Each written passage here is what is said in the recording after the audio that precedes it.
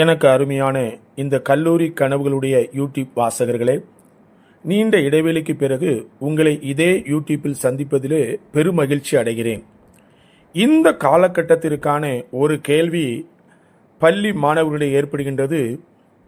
நான் டாக்டராக வேண்டும், என்ன செய்ய வேண்டும்?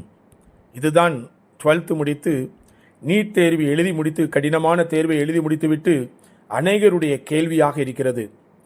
இன்று அநேக யூடியூப் தளங்களிலே நீங்கள் அநேக காரியங்களை பார்த்திருக்கலாம். ஒரு எஜுகேஷனிஸ்டாக நான் ஒரு சில கருத்துக்களை சுருக்கமாக உங்களிடத்தில் சொல்கிறேன். இந்த யூடியூப் முழுவதும் நீங்கள் பாருங்கள், அப்பொழுதுதான் உங்களுக்கு முழுவதுமாக புரியும். நீட் தேர்வு எழுதி மார்க்குக்காக நீங்கள் எதிர்பார்த்து கொண்டிருக்கிறீர்கள். ஒரு சில நாட்களிலே அதை நீங்கள் பார்க்க போகிறீர்கள். மருத்துவம் படிக்க வேண்டும் என்றால் என்ன செய்ய வேண்டும்? நீங்கள் இந்தியாவில் படிக்கணும்னா மொத்தம் 5 கேட்டகரி இருக்குது. நம்பர் 1 ஆல் இண்டியா கோட்டா, 2வது அரசு மருத்துவ கல்லூரியில் படிப்பது, 3வது அரசினுடைய கவுன்சிலிங் மூலமாக பிரைவேட் காலேஜில் சேருவது, 4வது அரசு கவுன்சிலிங் மூலமாக கல்லூரிகளை பிரைவேட் டீம்டு யூனிவர்சிட்டியில் சேருவது, 5வது மேனேஜ்மெண்ட் கோட்டா, டீம்டு யூனிவர்சிட்டியாக இருக்கட்டும் இல்லை பிரைவேட் காலேஜாக இருக்கட்டும். முதல்ல நீங்கள் 12th முடிச்சிருந்தா இப்பொழுது தமிழக அரசினுடைய கல்லூரிகளுக்காக அதனுடைய வெப்சைட் ஓப்பன் செய்யப்பட்டிருக்கிறது. அட்மிஷனுக்காக, கவுன்சிலிங்காக முதல்ல நீங்கள் அப்ளிகேஷனை அப்ளை பண்ணுங்கள். மார்க் வரணும்லாம் வெயிட் பண்ணாதீங்க. அவங்க ரொம்ப தெளிவாக எழுதியிருக்காங்க. நீட் மார்க்கை பற்றி நீங்கள் கவலைப்பட வேண்டாம். அதை நாங்கள் என்டிஏலேருந்து எடுத்து கொடுத்தோன்னு காலம் தாமதிக்காமல் முதலாவது நீங்கள் என்ன செய்யுங்க, அந்த அப்ளிகேஷனை முதல்ல ஆன்லைனில் ஃபில் பண்ணுங்கள். அதிக மதிப்பெண் கிடைத்தால் உங்களுக்கு கவர்மெண்ட் கல்லூரி கிடைக்கும் பொழுது மிக குறைந்த கட்டணம், மொத்தத்தில் 5.5 வருஷ கோர்ஸையுமே நீங்கள் 1 லட்ச ரூபாய்க்குள்ள முடிச்சுட்டு வந்துடலாம் டியூஷன் ஃபீஸ். 2வது கவுன்சிலிங் மூலமாக பிரைவேட் கல்லூரிகளுக்கு, தனியார் கல்லூரிகளுக்கு செல்லும் பொழுது கிட்டத்தட்ட 50 லட்ச ரூபாய் வரை வந்துவிடும். ஃபீஸ் அரசு நினைத்தது 2 லட்ச ரூபா 3 லட்ச ரூபாய் தான். ஆனால் கல்லூரி கட்டணங்கள் எல்லாம் சேரும் பொழுது 50 லட்ச ரூபாய் வந்துவிடும். இது 2வது கேட்டகரி. 3வது கேட்டகரி ஆல் இண்டியா கோட்டா. இதில் 15% ஒவ்வொரு காலேஜுக்கு இருக்குது. இந்த ஆல் இண்டியா கோட்டாலையும் முடிந்தால் நீங்கள் அப்ளை பண்ணுங்கள், கிடைக்கிறதுக்கு வாய்ப்புகள் இருக்கும். 4வது கவர்மெண்ட் நடத்தி டீம்டு யூனிவர்சிட்டியில் போடுற கேட்டகரி. 5வது பிரைவேட் காலேஜஸ். பிரைவேட் காலேஜஸ் சொல்லும் பொழுது 20 லட்சத்திலிருந்து 25 லட்சம் வரை உங்களுக்காக வருடத்திற்கு கல்வி கட்டணம் மட்டும் ஒவ்வொரு கல்லூரிக்கும் தனித்தனியாக இருக்கும். 20லிருந்து குறைந்தது 25 வரை வரும். சில கல்லூரிகள் அதுக்கு மேலேயும் போகலாம், அது குவாலிட்டியை பொறுத்து இருக்குது. இதில் நான் டிபேட் பண்ண வரல. ஒருவேளை அநேகருடைய எண்ணங்கள் இந்த ஆண்டு எப்படி இருக்குன்னா, குவாலிஃபிகேஷன் மார்க் என்ன சார் வரும், என்ன எதிர்பார்க்கலாம்? சென்ற ஆண்டை விட இந்த ஆண்டு குறைவதற்கான வாய்ப்புகள் அதிகம் இருக்கிறது. எதை வச்சு நான் சொல்கிறேன் அப்படின்னா, ஒரு சிலர் சொல்லுவாங்க அந்த கணிப்பு இந்த கணிப்பு, நான் அதெல்லாம் வச்சு சொல்ல வரல. ஜென்ரலாக 2-3 கேட்டகரியை மட்டும் வைத்து நான் சொல்கிறேன். நம்பர் 1, சென்ற ஆண்டை விட இந்த ஆண்டு தேர்வு எழுதியவர்கள் மிகவும் கம்மி. 2வது, சென்ற ஆண்டை விட இந்த ஆண்டு 720க்கு 700 எடுப்பவர்கள் மிக மிக அரிதாக இருக்கும். 700க்கு மேலே எடுப்பதே மிக அரிதாக இருக்கும். 650க்கு மேல் எடுப்பது குறைவான நம்பராக தான் இருக்கும்.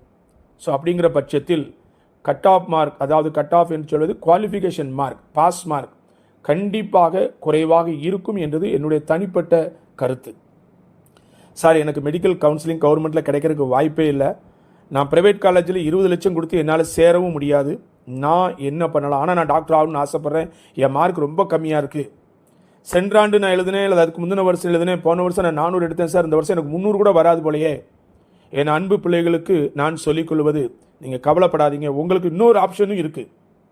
28 ஆண்டுகளுக்கு முன்பு தென் தமிழகத்தை சார்ந்த ஒருவர் இந்திய அரசிடம் போராடி இந்திய மாணவர்கள் வெளிநாட்டிலே சென்று மருத்துவம் படித்து மீண்டும் இந்தியாவிலே வந்து நீங்கள் பயிற்சி செய்யலாம் என்பதை பெற்று தந்திருக்கிறார்.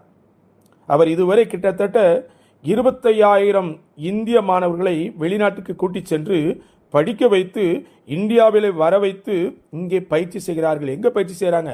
பிரைவேட் கம்பெனிஸ்லேயே, ஹாஸ்பிட்டலில் இல்லை, அரசு மருத்துவ மனைகளிலே அவர்கள் வேலை பார்த்து கொண்டிருக்கிறார்கள். இந்தியா முழுவதும், அது மட்டுமா, உலகம் முழுவதும் இருக்கிறார்கள். ஈவன் அமெரிக்காவில் கூட சென்று வேலை பார்த்து கொண்டிருக்கிறார்கள். ஆகையினால் நீங்கள் கவலைப்பட வேண்டியதில்லை. நிறைய பேருடைய கொஸ்டின், பெற்றோருடைய கேள்வி, இவ்வளோ பணம் செலவழித்து நான் வெளிநாட்டுக்கு அனுப்புகிறேனே, என் பிள்ளைகளுடைய டிகிரி செல்லுமா, இல்லை நான் அனுப்பலாமா வேண்டாமா? என் அன்பு பெற்றோர்களை நீங்கள் கவலைப்பட வேண்டாம். வெளிநாட்டில் நீங்கள் சென்றாலும் மருத்துவம் படித்து நீங்கள் திரும்பி வந்து இந்தியாவிலே வேலை பார்ப்பதற்கான அத்தனை சட்டங்களும் இருக்கின்றது. ஆனால் நீங்கள் கவனிக்க வேண்டியது ஒரு சில கருத்துக்களை நான் உங்களுக்கு சொல்கிறேன். வெளிநாடு செல்லும் பொழுது நீங்கள் கவனிக்க வேண்டிய சில கருத்துகள் தயவு செய்து முழுமையாக கேட்டுக்கொள்ளுங்கள். இது யாருடைய மனதையும் புண்படுத்தவோ யாரையும் குறை சொல்லி அல்ல, அரசு கொடுத்த சட்டங்களை நான் வாசிக்கப் போகிறேன். 28/11/2021 நேஷனல் மெடிக்கல் கமிஷன், தேசிய மருத்துவ கவுன்சில் கொடுத்த சட்டங்கள். அதே போன்று இதே என்எம்சி 26/11/24 ஒரு அட்வைசரி அதே போன்று கொடுத்திருக்கிறது. இப்பொழுது போன மாதம் 19/5/2024 மீண்டும் ஒரு அட்வைசரியை கொடுத்திருக்கிறது. இந்த 3 அட்வைசரியும் சொல்லுகிற கருத்துக்களை உங்களுக்கு சொல்கிறேன். ஒன்றாய் நீங்கள் நோட் பண்ணி வச்சுக்கோங்க. அது இருக்குமானால் நீங்கள் தாராளமாக எந்த நாட்டில் வேண்டுமானாலும் போய் படிக்கலாம். நம்பர் 1, 54 மாதங்கள் மருத்துவ படிப்பு படிக்க வேண்டும். கிளினிக்கல் ஆர் கிளர்க்ஷிப்போட சேர்த்துக்கோங்க. மருத்துவ படிப்பு 54 மாதம் இருக்கணும். இது ப்ரீ மெடிசன் ப்ரோக்ராமையோ லாங்குவேஜோ சொல்லலை, அதெல்லாம் தனி. அது இல்லாமல் 54 மாதங்கள் நீங்கள் மருத்துவ கல்லூரியிலேயே மருத்துவ படிப்பு படிக்க வேண்டும்.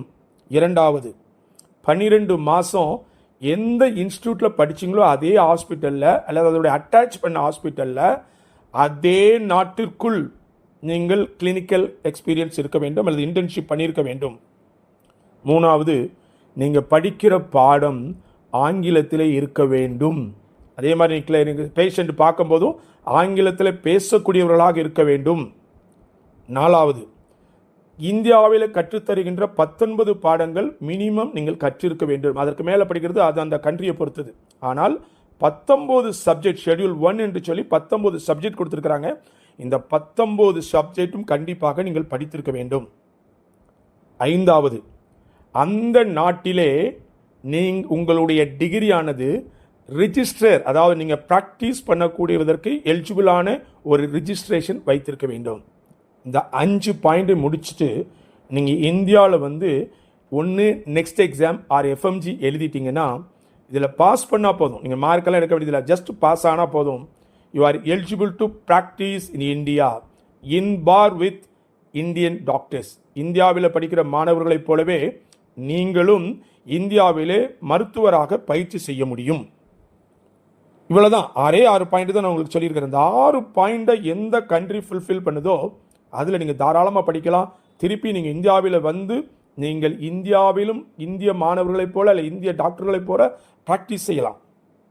இதில் நிறையா கருத்து வேறுபாடுகள் வரும். இன்றைக்கி பார்த்தீங்கன்னா சோஷியல் மீடியாவில் அழகழகாக நிறைய பேர் பேசுவாங்க.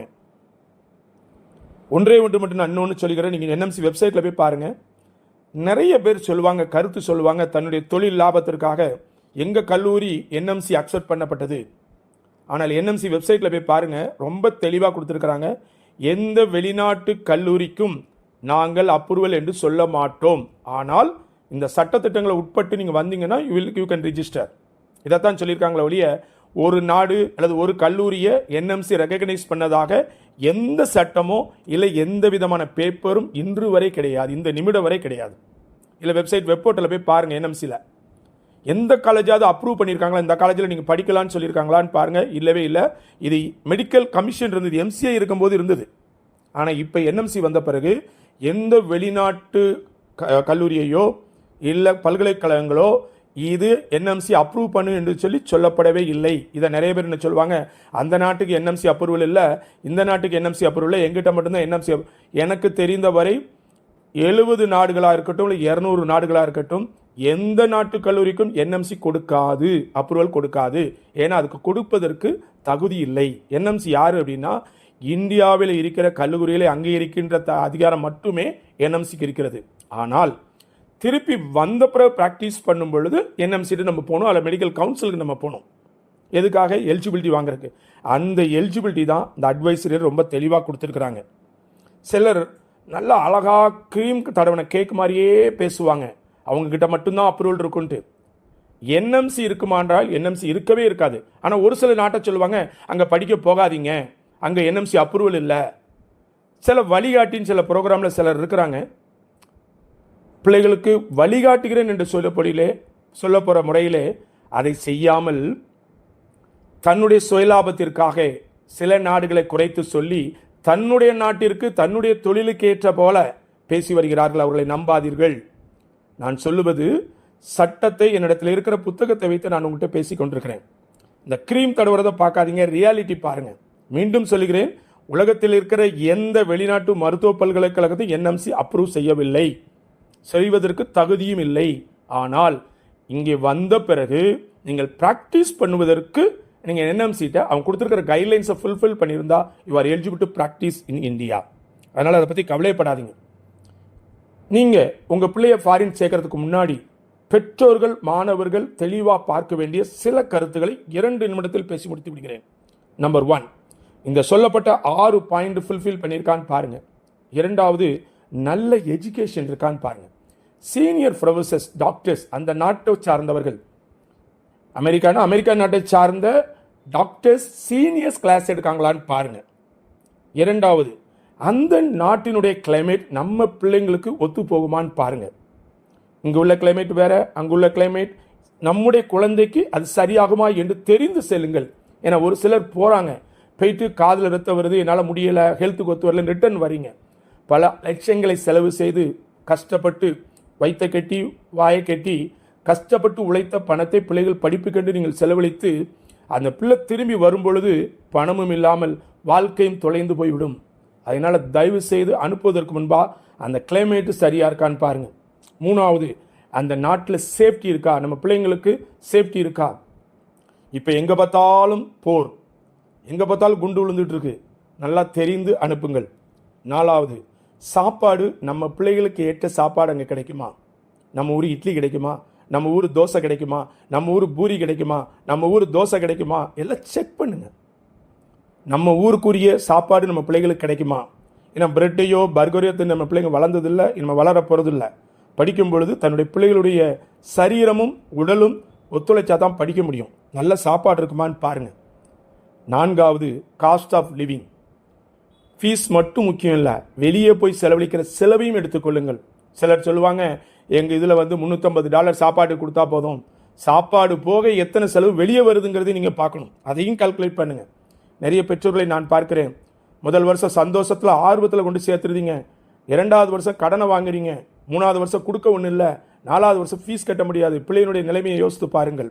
அனுப்புவதற்கு முன்பதாக இவதெல்லாம் நீங்கள் பார்த்துட்டு, முக்கியமாக நீங்கள் பார்க்க வேண்டியது அந்த நாட்டினுடைய அந்த கல்லூரியினுடைய எஃப்எம்ஜி ரிசல்ட் என்ன.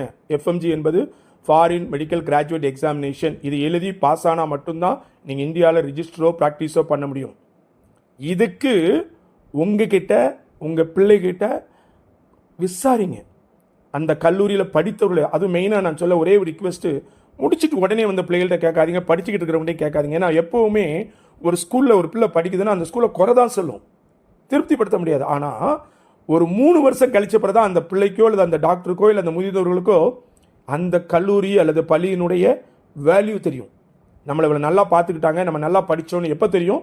முடித்து 2 அல்லது 3 எல்லா பெற்றோர்களுக்கு இது நல்லா புரியும்.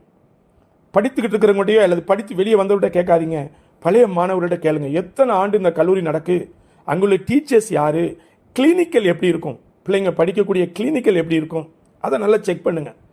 குவாலிட்டி எப்படி இருக்கும், எஃப்எம்ஜி எத்தனை பேர் எழுதி பாஸ் ஆகி வந்திருக்காங்க, எத்தனை பேர் அந்த கல்லூரியில் படித்தவர்கள் யூஎஸில் வேலை பார்க்குறாங்க, யூகேல வேலை பார்க்குறாங்க, இல்லை இந்தியாவில் மருத்துவத்துறையில் எந்த அரசு மருத்துவமனையில் வேலை பார்க்குறாங்கன்னு தெரிஞ்சுட்டு அதுக்கு பிறகு உங்கள் பிள்ளைகளுக்கு அட்மிஷன் எடுத்தால் மிகவும் நன்றாக இருக்கும். நான் சொன்னது ஒன்லி கைட்லைன்ஸ், யாருடைய மனதை புண்படுத்தவோ நான் சொல்லவில்லை. தயவுசெய்து அப்படி யாராவது எடுத்தால் தயவுசெய்து மன்னிச்சுக்கோங்க. நான் சொன்னது அரசு என்ன விதி விதித்திருக்கிறது, மாணவர்கள் நீங்கள் என்ன செய்யலான்னு சொல்லி உங்களுக்கு ஒரு சின்ன அட்வைஸ். நிறைய பேர் எங்களை விட, ஒருவேளை நாங்கள் வயசில் முதியவங்களுக்கு எங்களுக்கு நெட்டில் நிறையா தெரியாது, ஆனால் இப்போ இருக்கிற மாணவ செல்வங்களுக்கு எல்லாமே கையில் இருக்குது. உங்கள் கையிலேயே எல்லாத்தையும் வச்சுருப்பீங்க, உங்களுக்கு எல்லாரும் தெரியும். ஆனால் எது உண்மை எது பொய் என்று தெரிந்து செல்லுங்கள். நிறைய அட்வர்டைஸ்மெண்ட் டிவியில் பார்க்குறோம், இந்த ஷாம்பு போட்டிங்கன்னா கூந்தல் தரை வரை வரும். ஷாம்பு போட்ட பிறகு தான் தெரியும் அது கூந்தல் தலையிலிருந்து தரை வருதா இல்லை தரையிலே விழுந்துருதாங்கிறது போட்ட பிறகு தான் தெரியும். எல்லாம் மின்னுவதெல்லாம் பொண்ணல்ல. நிறைய பேர் நிறைய சொல்லுவாங்க, ஆனால் ப்ராக்டிக்கலாக எல்லாத்தையும் கேட்டு தெரிந்து கொள்ளுங்கள். அதற்கு பின்பு உங்களுடைய மாணவ செல்வங்களை நீங்கள் அனுப்புங்கள். ஒருவேளை உங்களுக்கு ஏதாவது டவுட் இருக்குமானால் நான் கீழே கொடுக்கப்பட்ட என்னுடைய எண் இதில் கொடுக்கப்பட்டிருக்கிறது. இதில் நீங்கள் எப்பொழுது வேண்டாலும் அழைக்கலாம். ஒருவேளை கால் எடுக்கல அப்படின்னா உங்களுடைய கேள்விகளை நீங்கள் SMS மூலமாகவோ வாட்ஸ்அப் மூலமாக அனுப்பும் பொழுது உங்களுக்கு பதில் உங்களுக்கு உடனே கொடுக்கப்படும். இல்லை என்றால் நான் உங்களுக்கு அழைத்து உங்களுக்கு வழிகாட்டுவேன். இது யாரையும் புண்படுத்தவோ எந்த நாட்டையும் புண்படுத்தவோ இல்லை யாருடைய செயலையும் புண்படுத்தவோ இல்லை. மாணவர்களுக்கு ஒரு வழிகாட்டியாக சட்டம் என்ன சொல்கிறது, நீங்கள் என்ன செய்யலாம் என்பதை உங்களுக்கு அறிவிக்கிறேன். மீண்டும் அடுத்த சேனலில் வருவரை உங்களுக்கு நன்றி கூறி விடைபெறுகிறேன். நன்றி, வணக்கம்.